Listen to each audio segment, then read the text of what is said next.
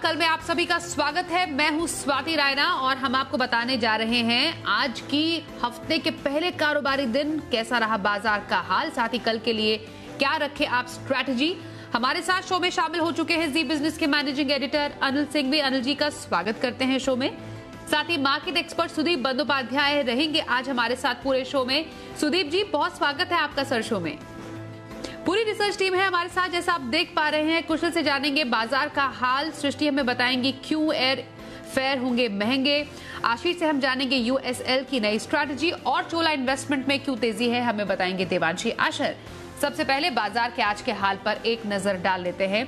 तो बाजार में दिखा आज तेज उतार चढ़ाव, कमजोर ग्लोबल संकेतों के चलते आज कारोबार की शुरुआत हालांकि धीमी जरूर थी, दिन में दबाव भी बढ़ता गया, मगर आखिरी कारोबारी घंटे में निचले स्तरों से तेज रिकवरी भी नजर आई।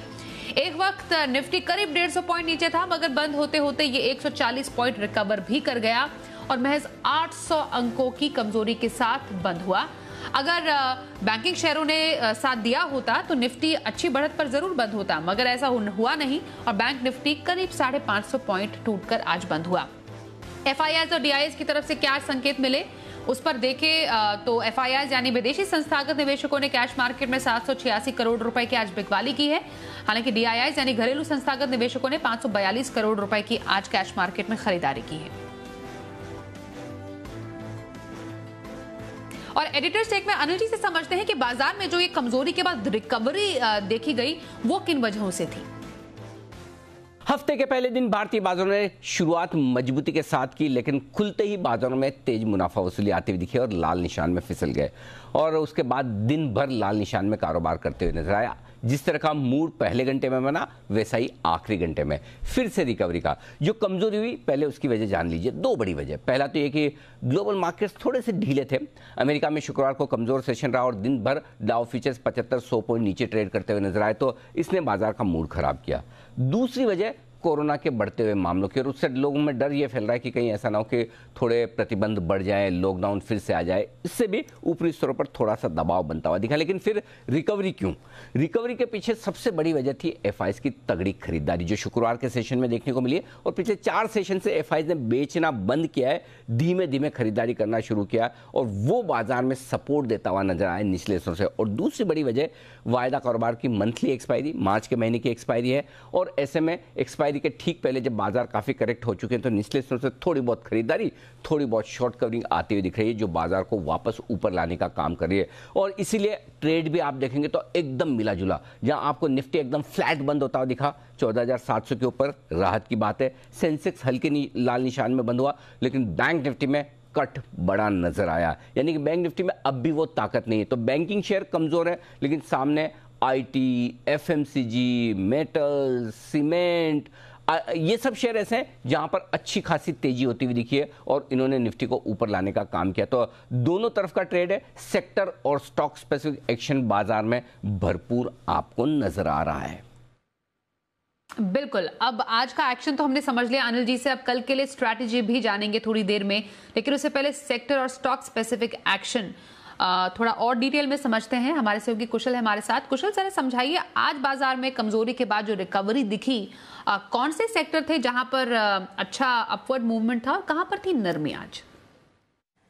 जी, तो शुक्रवार की तेजी के बाद आज बाजारों में अगर आप देखें तो उतार चढ़ाव वाला दिन रहा। इनफैक्ट फर्स्ट हाफ में लगातार गिरावट हमें देखने को मिली, पर सेकंड हाफ में अगर आप निफ्टी में देखें स्पेसिफिकली तो काफी शानदार उछाल जो है हमें देखने को मिला और यहाँ पर जो जिस लेवल्स पर हम खुले थे उस लेवल्स पर ये जाकर बंद होते हुए ऑलमोस्ट नजर आए।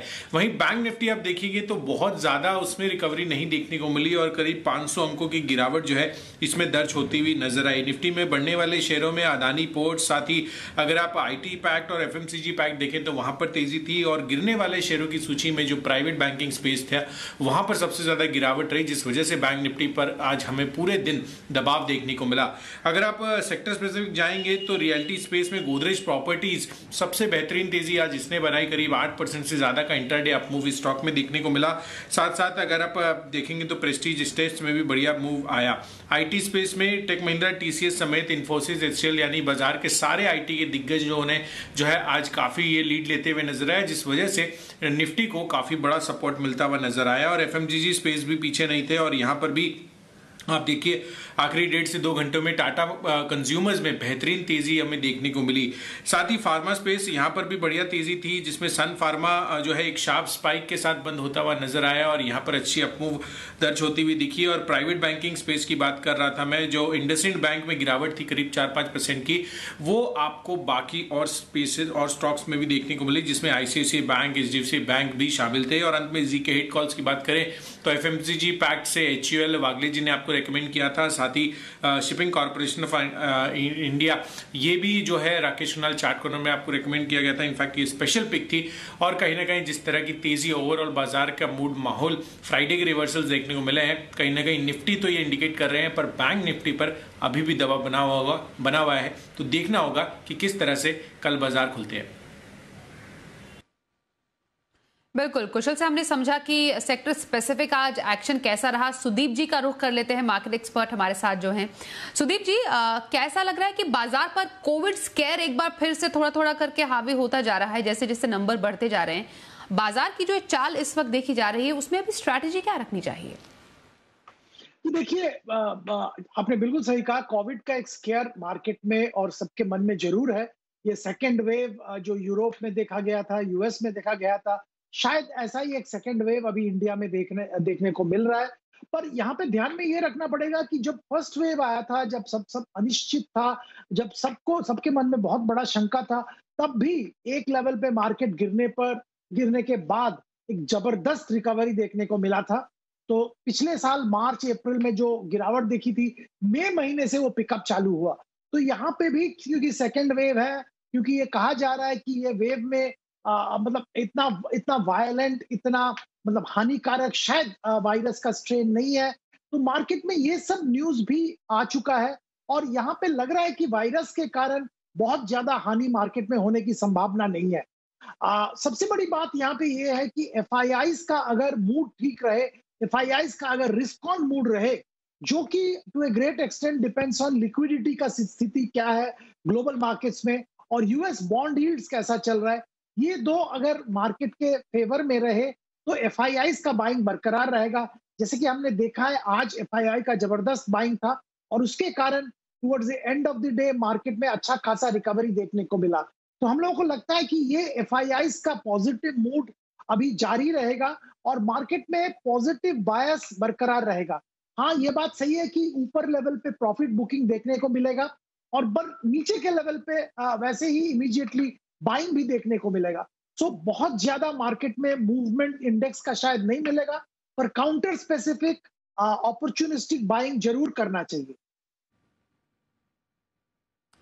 ऑल राइट सर, अब लंबे अवधि की खरीदारी के लिए पिक भी आपसे थोड़ी देर के बाद हम जरूर जानेंगे, लेकिन उससे पहले जरा कुछ सेक्टर्स का रुख कर लेते हैं जहां पर आज काफी ज्यादा न्यूज फ्लो हमें देखने को मिला।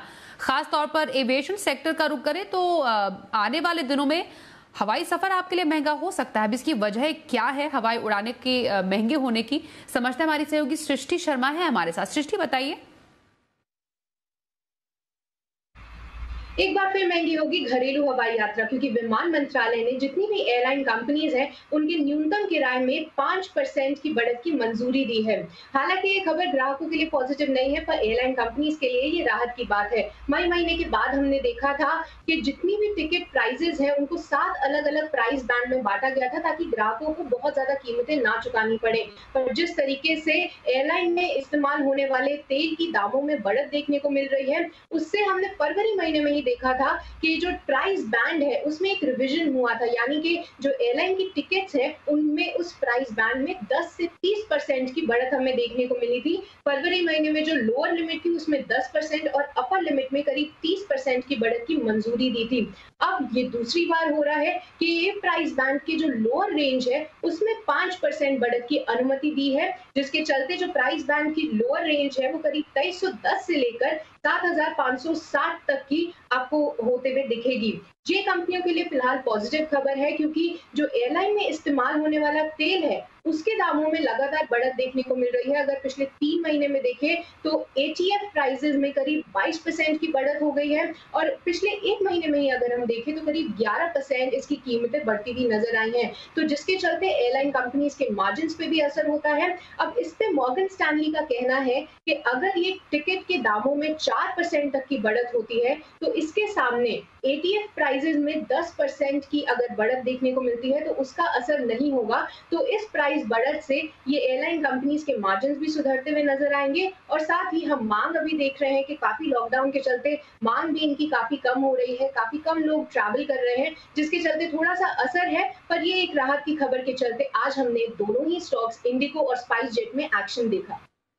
जी, बहुत शुक्रिया सृष्टि, यहाँ पर एयरलाइन सेक्टर पर बढ़ते हुए हवाई किराए पर और ज्यादा डिटेल्स हम तक पहुंचाने के लिए आगे बढ़ते हैं। USL की एनालिस्ट मीट हुई, क्या इसमें खास रहा? मैनेजमेंट ने जो कमेंट्री दी है, आगे के फ्यूचर प्रोस्पेक्ट्स जो हो गए और तमाम जो फोकस है कंपनी का कहां पर रहने जा रहा है, समझते हैं हमारे सहयोगी आशीष चतुर्वेदी से।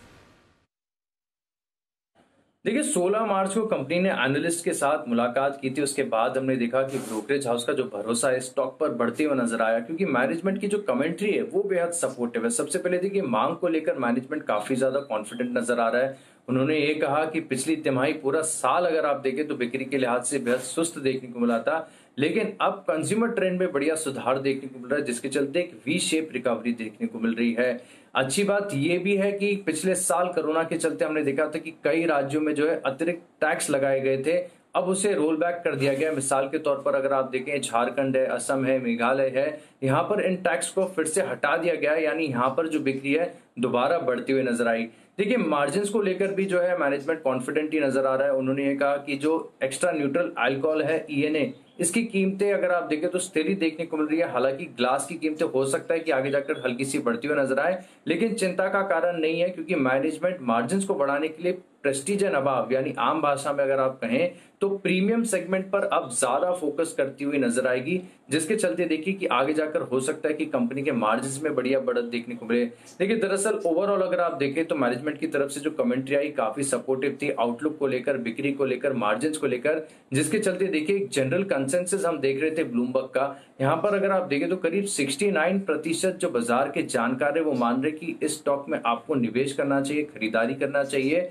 19% का मानना है कि स्टॉक अगर आपके पास है तो आप बने रहें, होल्ड करें, और केवल 12% ही बाजार के जानकार ऐसे हैं जो कह रहे हैं कि इस स्टॉक में आपको बिकवाली करना चाहिए, स्टॉक आपके पास है तो बेचकर निकल जाए। लेकिन अधिकतर जानकार जो है, मैक्सिमम जो है, जो जनरल कंसेंसस है वो यही इशारा करता है कि स्टॉक में आपको खरीदारी करनी चाहिए, और ऐसे में 1 साल की अवधि के लिए स्टॉक का लक्ष्य होगा करीब 655, यानी मौजूदा भाव से भी अगर आप देखें तो बाजार करीब 22% की अपसाइड एक्सपेक्ट कर रहा है। आइए अब शो में देखते हैं शर्मा जी का ऑप्शन।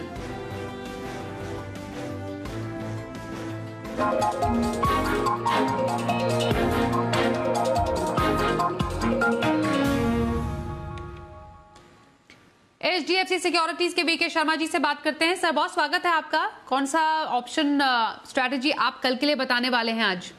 जी स्वाति जी नमस्ते, और इस सेगमेंट के दर्शकों को भी मेरी तरफ से नमस्ते। तो 2 स्टॉक ऑप्शन लेके आया हूँ हमेशा की तरह, और ये कॉल ऑप्शन हैं। तो हिंडाल्को में आज जरा तेजी देखी गई, और लास्ट मोमेंट पे भी ये काफी अच्छा बंद हुआ है। तो यहाँ पे मैं समझता हूँ कि 340 की कॉल मार्च सीरीज की 6.5 रुपए पे जहाँ पे क्लोज हुआ है वो प्रीमियम, वो आप खरीद सकते हैं। स्टॉप लॉस रखें 3.5 रुपए का, टारगेट आपका रहेगा 11 रुपए। और दूसरा एक स्टॉक जो नीचे से उभर कर सामने आया है वो FMCG सेक्टर से है, और नाम है उसका डाबर। तो ये भी 530 की मार्च सीरीज की कॉल आप खरीद सकते हैं, 530 की स्ट्राइक प्राइस। ऑप्शन मिलेगा आपको करीब 7 रुपए पे, इसका स्टॉप लॉस रखिए 4 रुपए, टारगेट रहेगा 12 रुपए। हमेशा की तरह स्टॉप लॉस को ऊपर बढ़ाते रहिए, और एक बार प्रॉफिट में आने के बाद कभी भी नुकसान आपको नहीं होना चाहिए, तो खड़े रहिए सेटलमेंट तक। नमस्ते, जय हिंद। शुक्रिया शर्मा जी ऑप्शन की स्ट्रैटेजी दर्शकों को बताने के लिए। आइए अब अनिल जी से समझते हैं कि कल बाजार के लिए अहम संकेत कौन से होंगे, साथ ही निफ्टी और बैंक निफ्टी के कौन से अहम लेवल्स पर नजर रहे। भारतीय बाजारों के बंद होने के वक्त डाउ फ्यूचर्स लगभग 75 अंक नीचे ट्रेड करते हुए नजर आ रहे थे, तो इस लिहाज से हल्की कमजोरी वाला सेशन रहेगा अमेरिका में, इसकी आशंका है। लेकिन नैस्डैक फ्यूचर्स 70-75 पॉइंट ऊपर भी थे, तो दोनों इंडेक्स अमेरिका के अलग अलग दिशा में ट्रेड करते हुए दिख रहे हैं। तो देखेंगे कल सुबह किस तरह की सिचुएशन होती है और कल डाउ फ्यूचर्स कैसे ट्रेड करते हुए दिखते हैं।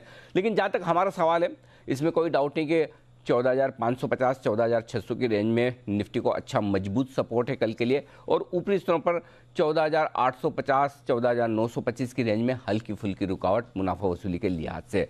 बैंक निफ्टी का जहां तक सवाल है, ये थोड़ा कमजोर दिख रहा है। आखिरी उम्मीद जो बैंक निफ्टी पर है सपोर्ट के लिहाज से, वो कह सकते हैं आपकी 33,100 33,350 की रेंज में, 34,150 34,300 की रेंज में आकर बाजार थोड़ा सा रुकता अटकता हुआ नजर आ रहा है। उसके पार निकलने के बाद आपको बढ़िया ताकत दिखेगी।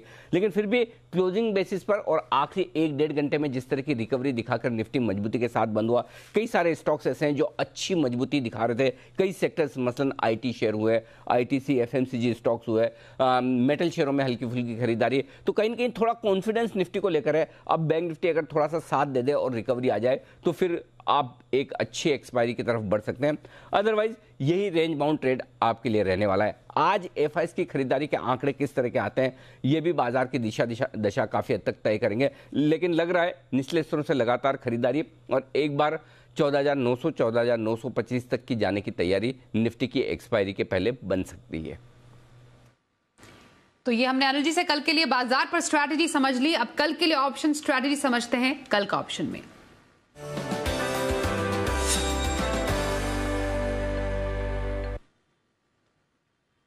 kiranjadhav.com के CEO आशीष केलकर से बात करते हैं। आशीष जी, बहुत स्वागत है आपका। कौन सी ऑप्शन की स्ट्रैटेजी आज आप बताएंगे? Good evening Swati ji. देखिए, आज अंत में हमने सीमेंट स्टॉक में बहुत अच्छा एक उठाव देखा था, इसलिए मैंने स्टॉक सिलेक्ट किया है अंबुजा सीमेंट, जिसका 280 का कॉल ऑप्शन खरीदारी करने की मेरी सलाह होगी। इसका आज का प्राइस करीबन 18 रुपये 50 पैसे के आसपास का है और इसी लेवल पे कल हमें खरीदारी करने की चेष्टा करनी चाहिए। मेरा स्टॉप लॉस रहेगा 13 रुपये 50 पैसे का, मेरा पहला लक्ष्य रहेगा 25 रुपए का और दूसरा लक्ष्य रहेगा 27 रुपए का। तो अंबुजा सीमेंट का 280 का कॉल खरीदारी करने की सलाह है। बहुत शुक्रिया आशीष जी शो में शामिल होने के लिए, कल के लिए ऑप्शन स्ट्रैटेजी बताने के लिए। और शो के अंत में सुदीप जी, कौन सी लंबी अवधि की जो पिक है आज आप दर्शकों के लिए लेकर आए हैं? देखिए, 2 शेयर का मैं यहाँ पे जिक्र करना चाहूंगा। पहला, दिग्गज कंपनी कंस्ट्रक्शन और इंफ्रास्ट्रक्चर क्षेत्र में लार्सन टुब्रो। निवेशक को बहुत ज्यादा फायदा पिछले करीब कुछ सालों से इसमें नहीं हुआ है, पर एक स्थिति यहाँ पे अभी आ गई है कि सारे जो फैक्टर्स हैं इनके हित में है, इनके फेवर में है। सरकार के तरफ से बहुत बड़ा जो इंफ्रास्ट्रक्चर में निवेश की बात चल रही है, जो कुछ हद तक मंजूरी मिल गई है, उसका बहुत बड़ा फायदा लार्सन टुब्रो को मिलेगा। ये कंट्री के दिग्गज कंस्ट्रक्शन कंपनी है, इनका एग्जीक्यूशन ट्रैक रिकॉर्ड बेहतरीन है, तो इनका जो सरकार का इंफ्रास्ट्रक्चर पुश का बहुत बड़ा फायदा लार्सन को मिलेगा। दूसरी बात है, जो सेक्टर में लार्सन का बिजनेस अच्छा नहीं चल रहा था, हाइड्रोकार्बन रिलेटेड जो केपेक्स है, वहां पे बहुत बड़े लार्सन प्लेयर हैं और ये वेस्ट एशिया से ज्यादातर ऑर्डर आता है, क्योंकि oil prices, global oil prices एक लेवल तक बढ़ गया है। उम्मीद ये है कि मिडिल ईस्ट में वापस हाइड्रोकार्बन केपेक्स, हाइड्रोकार्बन एक्सपेंशन चालू होगा और उसका एक बहुत बड़ा फायदा लार्सन को मिलेगा। ध्यान में ये रखना पड़ेगा कि पिछले कुछ क्वार्टर से ये नेगेटिव में चल रहा है लार्सन का, और यहाँ पे ये हाइड्रोकार्बन जो कैपेक्स आएगा उसका बहुत फायदा लार्सन को होगा। तीसरी बात है, मैनेजमेंट में रिपीटेडली कहा है और वो इम्प्लीमेंट भी कर रहे हैं, जो स्ट्रैटेजिक रीस्ट्रक्चरिंग कर रहे हैं, जो नॉन कोर बिजनेस ये बेच रहे हैं, स्ट्रैटेजिक डाइवेस्टमेंट कर रहे हैं, उसके जरिए इनका working capital position, cash flow बहुत इंप्रूव हो रहा है और आने वाले दिनों में भी बहुत अच्छा स्थिति इस बारे में होने की संभावना है। करीब 1700 रुपया का टारगेट रख के हम निवेशक को यहाँ पे 1 साल के लिए खरीदारी की सलाह दे रहे हैं। दूसरा शेयर जिसका मैं जिक्र करना चाहूंगा, जो स्पिरिट लिकर क्षेत्र के दिग्गज कंपनी रैडिको खैतान। ये पहली बात तो ये देखिए, पीयर कंपैरिजन अगर करें, यूनाइटेड स्पिरिट या यूनाइटेड ब्रूअरी कंपैरेटिवली चीप है। इनका बिजनेस ग्रोथ जो इन्होंने दिखाया है पिछले कुछ क्वार्टर से, पिछले कुछ ईयर्स से, वो बहुत बेटर है यूनाइटेड स्पिरिट्स या ब्रूअरीज के कंपैरिजन में। तीसरी बात यहाँ पे ये है कि यूपी जो इनका स्ट्रॉन्ग होल्ड है, जो इनका कैप्टिव मार्केट कह सकते हैं, वहां पे बहुत अच्छा एक्सपेंशन हो रहा है और यूपी में जो चेंजेस आए हैं स्ट्रक्चर में, स्ट्रक्चरल चेंजेस एक्साइज ड्यूटी को लेके और लीकर डिस्ट्रीब्यूशन को लेके, उसका भी बहुत बड़ा फायदा रैडिको खैतान को मिल रहा है। और ये सब नजर में रखते हुए हम लोग 700 रुपए का टारगेट यहाँ पे दे रहे हैं। 1 साल के लिए निवेशक यहाँ पे भी निवेश कर सकते। तो लंबी अवधि की खरीदारी लार्सन एंड टूब्रो और रैडिको खैतान में करने की सलाह दी है सुदीप बंदोपाध्याय ने। बहुत शुक्रिया सुदीप जी, आप शो में शामिल हुए। साथ ही हमारे तमाम रिसर्च एनालिस्ट का भी शुक्रिया हम तक एक्सक्लूसिव खबर और रिसर्च पहुंचाने के लिए। शो में आज के लिए बस इतना ही। बाजार का लाइव एक्शन देखना है तो सुबह 7 बजे से देखिए जी बिजनेस। फिलहाल वक्त एक ब्रेक का हो गया है, खबरों का सिलसिला जारी रहेगा।